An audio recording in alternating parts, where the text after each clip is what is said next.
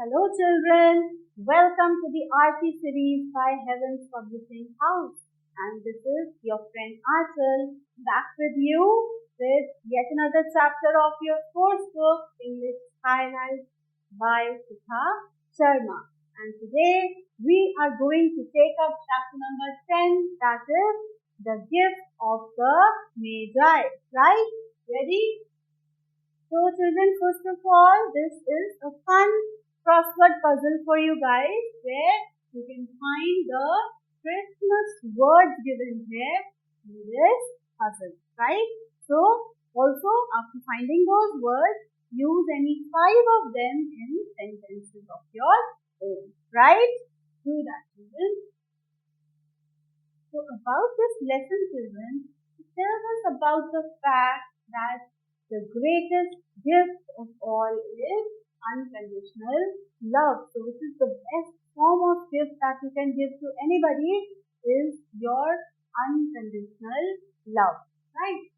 Through the sacrifices Della and Jin are made for each another, they prove love is more important than material possessions. So there is this couple, Della and Jin, who love each other purely, unconditionally. They are made for each other and they know that the most important thing, greater value is placed to love than the material possessions, right? It constantly contrasts the idea of inner beauty and value with outside appearance. For them, the inner beauty and the value is more important than the outside appearance of a person, right? So children, let's get started with the chapter. $1.87. That was all. And 60 cents of it was in pennies. You see here, a woman sitting here and she is counting her money. What she says? $1.87. And 60 cents out of that were in the form of pennies. That is the point. So she says, pennies saved 1 and 2 at a time by bulldozing, by giving small threats to the grocer and the vegetable man and the butcher until one's cheeks burned with embarrassment, until he would flush with embarrassment. He used to give small threats and save 1 or 2 pennies from the grocer, from the vegetable man and from the butcher. 3 times Della counted it. $1.87. So he counted it 3 times and every time it came out to be the total to $1.87. And the next day would be Christmas. And the next day is Christmas. There was nothing left for Della but to flop down on the shabby little couch and house. So Della could not think of anything but to cry loudly. So she flopped. She sat down suddenly on the shabby little, dirty little couch that was kept there and she started to howl. She started crying loudly. Della and her husband lived in a furnished flat at $8 per week. In the vestibule below. Vestibule is, children, an entrance hall of a very large building. So in the vestibule below their flat was a letter box into which no letter would go. So there was a letter box where nobody would ever post any letter and an electric button from which no mortal finger could post a thing. So nobody would ever ring the bell, right? They hardly had any visitors. Okay. On it was a card bearing the name Mr. James Billingham. Yeah, and that letter box had a card on top of it which read the name of Della's husband, that is Mr. James Billingham Young. So the Dillingham, that is the middle name of her husband, had been flung to the grave. That means it was written in a moment of pride, or you say bravado, During a former period of prosperity, even James was being paid $30 per week. So they wrote their name, full name, when they were so proud. They were gaining nicely. They were earning nicely. That means their income was $30 per week. But now, when the income was shrunk to $20, it had reduced to $20. The letters of Dillingham looked blurred. Now the D, it looked blurred, as though they were thinking of contracting to an unassuming D. Now they don't like the Dillingham, so they now wanted a modest D. James D. Young is a modest name, and they want the Dillingham to go unnoticed, right? But whenever Mr. James Dillingham Young came home, he was called Jim and greatly hugged by Mrs. James Dillingham Young, introduced to you as Della. So the author says that, but despite of the small income or any of the problems, whenever Mr. James used to come back home, his wife Della used to give him a warm hug and he called him Jim, right? Della finished her cry and attended to her teeth with the powder rack. Now Della stopped crying and she fixed up her makeup. She stood by the window and looked out dully at a grey cat walking a grey fence in a grey backyard. So she fixed her makeup and she went and stood by the window where when she looked out dully, sadly she's looking out of the window at a grey cat walking a grey fence in a grey backyard. Everything is so grey. It shows depression, right? Everything is so depressed in their life. That is why this grey color. Tomorrow would be Christmas and she had only $1.87. $1.87 was all she had from which to buy them a present. She had saved every penny she could for months, but $20 a week doesn't go far. Expenses had been greater than she had calculated. So since so long she was trying to save every penny she could, but their income, that is $20, was too less and it didn't go very far. Their expenses were quite more, right?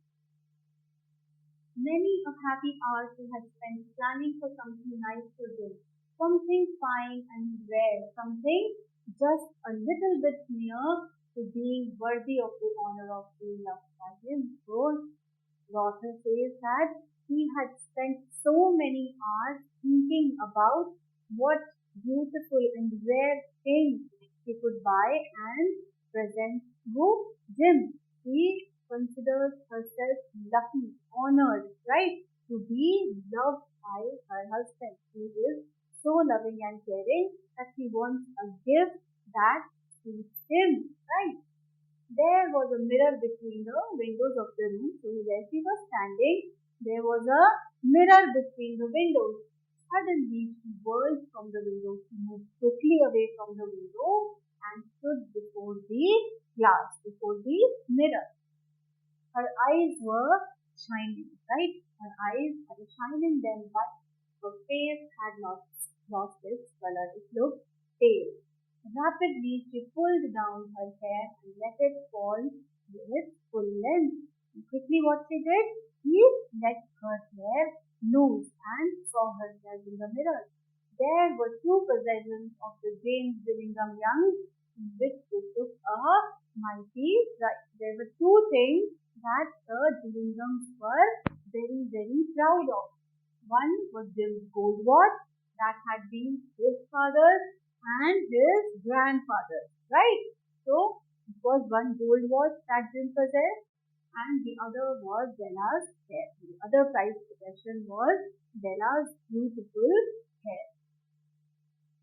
Bella's beautiful hair fell about her, rippling and shining like a cascade of brown water. Like it is a cascade is when something is available in a large quantity. So the outer hair says that when Bella opened up her hair, Her beautiful hair fell about her, rippling as in wavy.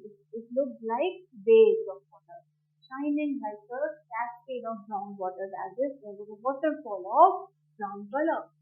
It weaved below her knees. She did it up again nervously. Now she again tied back her hair. She faltered. She thought about it only for a second. She was confused only for a second. Only once and stood still while a tear or two splashed on the worn red carpet. And she shed a few tears, and the tears fell on the worn out red carpet. Now, children, you can see that she has something in mind, but she is hesitating a bit. Why? Because of the pride they give to them. It was a matter of pride. Bella's hair was a matter of pride for the Dillingham. On went her old brown jacket and old brown hat. Now she put on her old brown jacket and hat with a whirl of skirts, with a swing of skirts, and with a sparkle still in her eyes. She fluttered out of the door. She walked out of the door, down the stairs, and to the street. Went to the market, where she stopped. The sign read, "Mills of honey, hair goods of all." And so she stopped at a shop which had this label outside, this sign outside, and she asked, "Will you buy my hair?" She asked the lady that was sitting there if she would buy her hair. "I buy hair," said Madam. "Take your hat off and let's have a look at it." She asked her to open up her hair. Down rippled her brown casket. When she opened, again it looked like a beautiful brown waterfall. $20, said Madame, lifting the mask with a practiced hand. So the lady used her hands to weigh down her hair, her heavy hair, and she said that I will give $20 in return for your hair. Right? The next 2 hours slipped by on rosy wings. That means the next 2 hours they did not know where they went by. It passed so quickly. The 2 hours passed so quickly. He was ransacking the stores for Jim's present. He was searching one store after the other for a wonderful present for Jim. And at last he found it. It had been made for Jim and no one else. And when she found the perfect gift, he knew that it was made only for Jim and no one else. Right? There was no other like it in any of the stores. That means she found a rare gift just like she wanted, and she had turned all the shops inside out. So she looked at so many shops, but she could find no others like the one she had got. It was a platinum fob chain. What is a fob chain? It is a chain, children, that is used to attach, that will be attached with a watch. Right? It's simple and pure in design. Quietness and value, the description applies to both. Right? It was the description that applied to the watch, that it was spoke of quietly of its value. Right? $21 they took for it, and she hurried home with her 78 cents. So she gave $21 for that pop chain, and with the remaining 78 cents, he went back home. With that chain on his watch, Jim might be properly anxious about the time in Jimmy's company. Now she thought that with such a beautiful chain in his watch, Jim would always be careful about not getting late. He would always be looking at the time, whoever company he is with, right? Whoever's company he is in. Grand as the watch was, he sometimes looked at it on the fly because of the old leather strap that he used in his leather. And now she says that as grand as the watch was, it was so beautiful, but sometimes he had seen Jim looking at his watch secretly. Why? Because instead of a chain, he was using an old leather strap. Right? When Della reached home, her excitement dimmed a little. When she reached home, she started getting nervous about what the reaction was going to be of Jim. He got out a curling iron and lighted the gas and went to work, repairing the ravages, repairing the damages made by generosity Abigail. Which damages are being talked about here, children? Yes, the haircut she had taken, that she had pulled off her hair, and now she was now she was set on repairing the damage by curling her hair, right? She wanted to look presentable. Within 40 minutes, her head was covered with tiny, close-lying curls. She made very tiny curls on her hair that made her look like a truant schoolboy. What is a truant schoolboy, children? Is a student who hardly ever goes to school, is constantly absent, frequently absent. She looked at her reflection in the mirror for a long time, carefully and critically, analyzing herself in the mirror for a long, long time. At 7 o'clock, the coffee was made and the frying pan was on the back of the stove, ready to cook the coffee. Now she knew it was time for Jim to come back, so she made the coffee and she kept the frying pan ready to cook the coffee. Jim was never late. Bella doubled the popcorn in her hand and sat on the corner of the table. So she knew Jim was about to come. So she stood. She sat at the corner of the table and she doubled the popcorn in her hand. Then she heard his step on the stair down on the first flight, and she turned right just for a moment. And when she heard his footsteps, she turned pale for a short period of time. He had a habit of saying little silent prayers. He would always say these little prayers, right, about simple everyday things. And now, what was he saying? He said, "Please, God, make him think I'm still pretty. Please make him think that I'm still beautiful even after my haircut."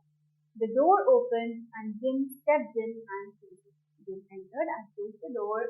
He looked thin and very serious. How did he look? He looked very thin and very serious. Poor fellow, he was only 22 and to be burdened with a family. He was only 22 years of age and he had a family to look after, to take upon the burden of the family.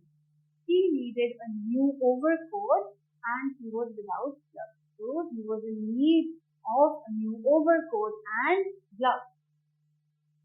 Jim stepped inside the door. His eyes were upon Della, and there was an expression in them that she could not read.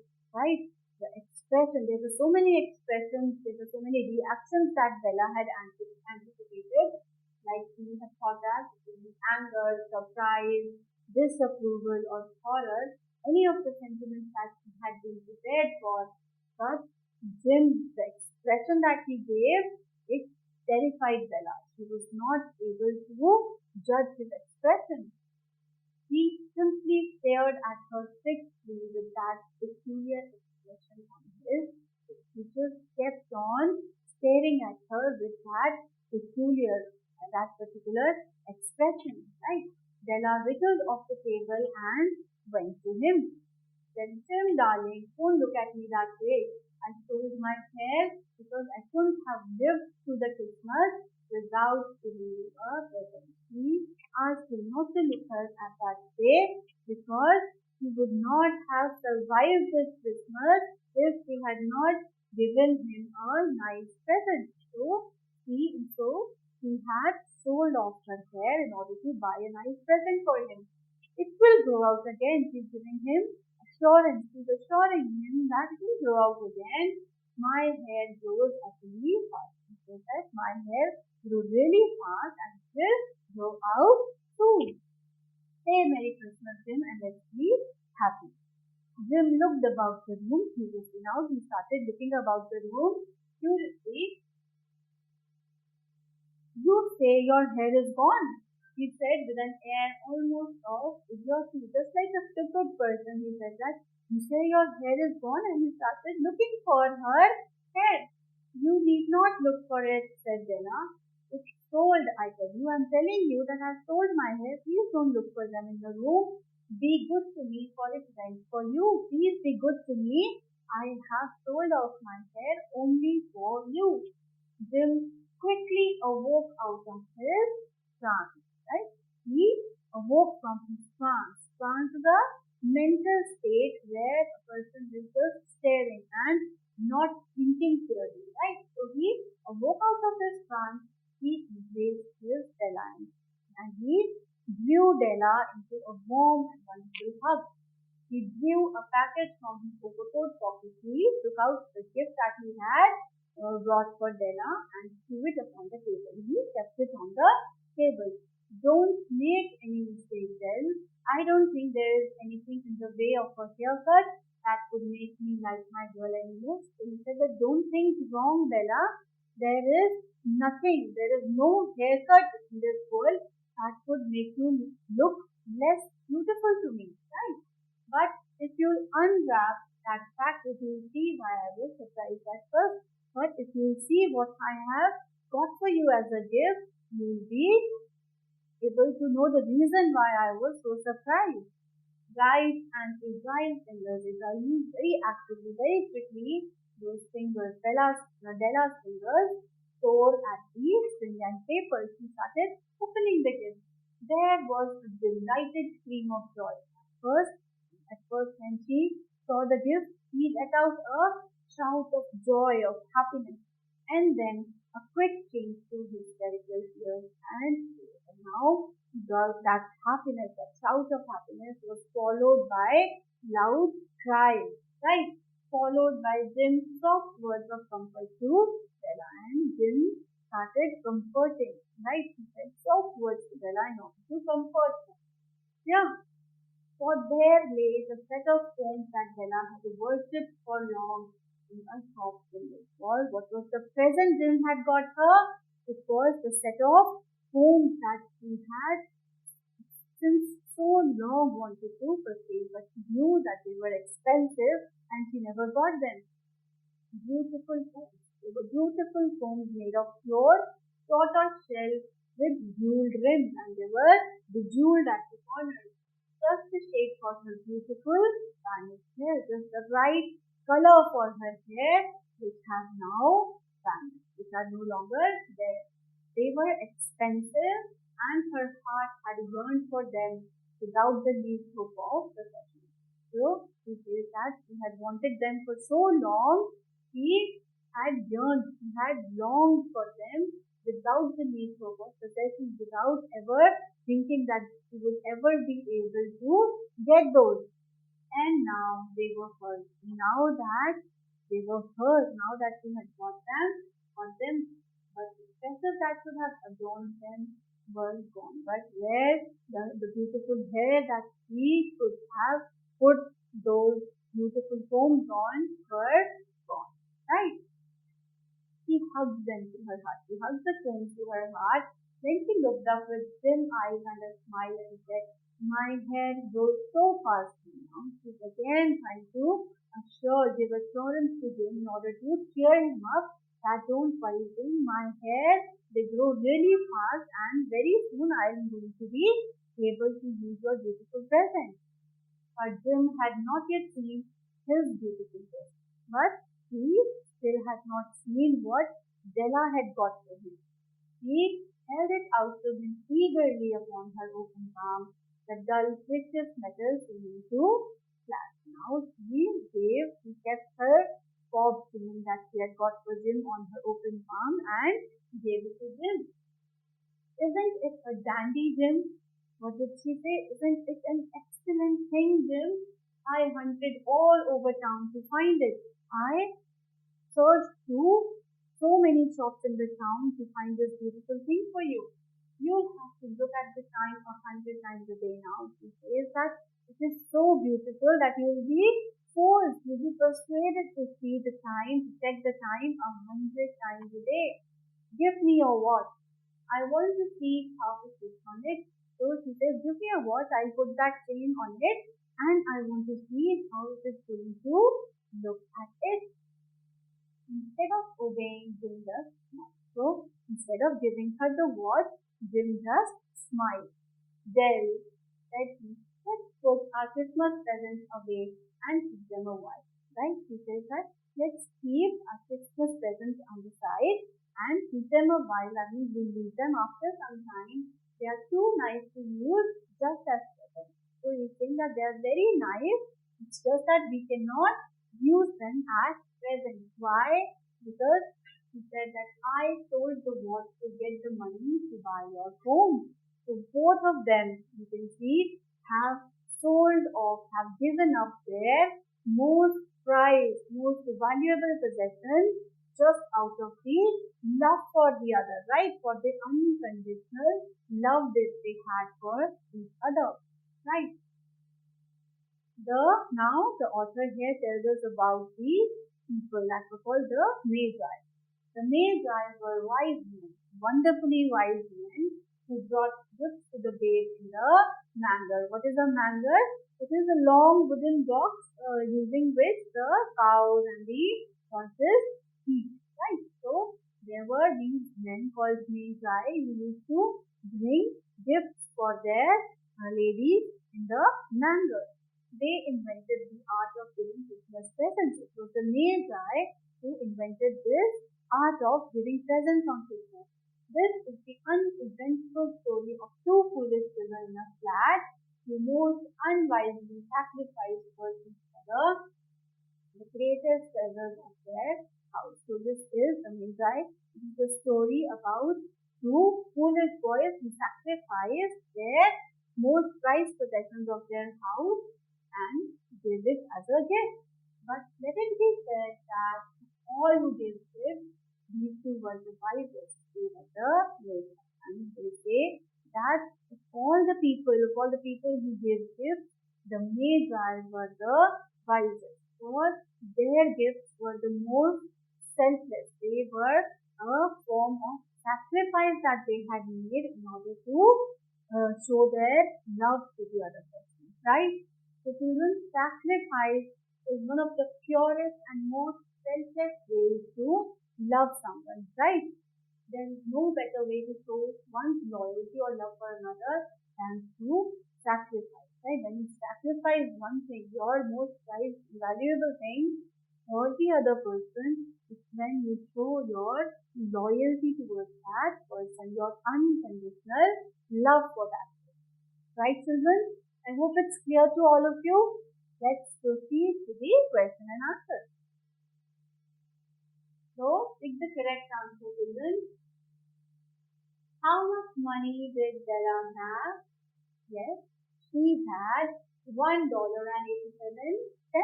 Right? Good. Number 2, how much money Della got in return of her hair? Very good. Excellent gift. She got $20 for her hair. Number 3, what did Jim sell in order to get present for Della? Excellent. It was his watch. Right? Good. Number 4, what did Jim bring for Della? Wonderful. It was a set of combs. Very good, students. Number 5, who brought gifts to the babe in the manger? Yes, exactly. It was the Magi. Right? So, if you want it. Now let's start with the fill in the blank. Number 1, Della and her husband lived in a furnished flat, right?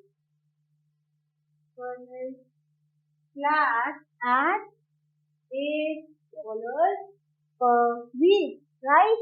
Number 2, Dad, and she had only Dad to wish to buy him a present. Tomorrow would be Christmas, she said, and she had only $1.87 with which to buy a present for him. The next 2 are dash by on rosy wings. The next 2 are tripped by. Tripped by on rosy wings. Right? Number 4, Jim quickly awoke out of his trance. Right? Very good, children. I can see that you all know the answers, right? Good. Number 5, they that's the art of giving dash presents. So the Magi, they invented, right? They invented the art of giving Christmas presents. Understood? Clear? Good. Let's move on. Now let's answer the following questions. Students. Number 1 says, give 3 examples from the story which suggest that Jim and Della were poor. So what are the 3 examples that we can give? Yes, they lived in a small furnished flat for only $8 per week, and Della had to sell off her hair in order to get a nice present for Jim, and also same way Jim had to sell off his favorite gold watch to buy a nice present, a set of combs for Della. Right. Number 2, why did Della hesitate before going ahead with her idea to sell her hair? Why did she hesitate, children? Yes, because it was one of the 2 things that the Dillinghams took pride in, right? Della's hair was one of the most prized possessions that Dillingham had. Number 3, describe Jim's appearance. What did Jim look like? Yes, he looked very thin and very serious. He had the burden of a family and he was only 22 years of age, right? And he was also in need of a new waistcoat, need of a new overcoat, and also he needed a new pair of gloves for himself, right? Number 4, describe his reaction to Della's altered appearance. How did he react when he first saw Della? He went into a trance and he kept on staring at her. His expression was unscrutinated. Della had never seen such an expression on his face. He was completely shocked and surprised. Number 5, describe Jim and Della's reaction to the gifts they bought for each other. So how did Jim react? He became silent and he asked Della to keep the presents at the side for some time as they will not be able to use those presents as he had sold off his gold watch to get the set of combs for Della. And same way, Della's reaction was firstly, it was that of pure joy. She screamed with joy, but a moment later she realized that her hair was no longer there to adorn those beautiful set of combs, so she started crying loudly. Right? Okay, number 6. Why did Della repeat the line, my hair grows so fast to Jim? So when she saw that the gift Jim had brought for her was a beautiful set of combs that she had wanted since so long, she tried to cheer him up by assuring him that don't worry Jim, my hair grows really fast and soon I'll be able to use that beautiful present. Here, all these questions, I hope they're all clear to you children. Good. That was all for this chapter and I will see you guys very soon with the next one. Till then, stay elated, stay blessed. Bye children.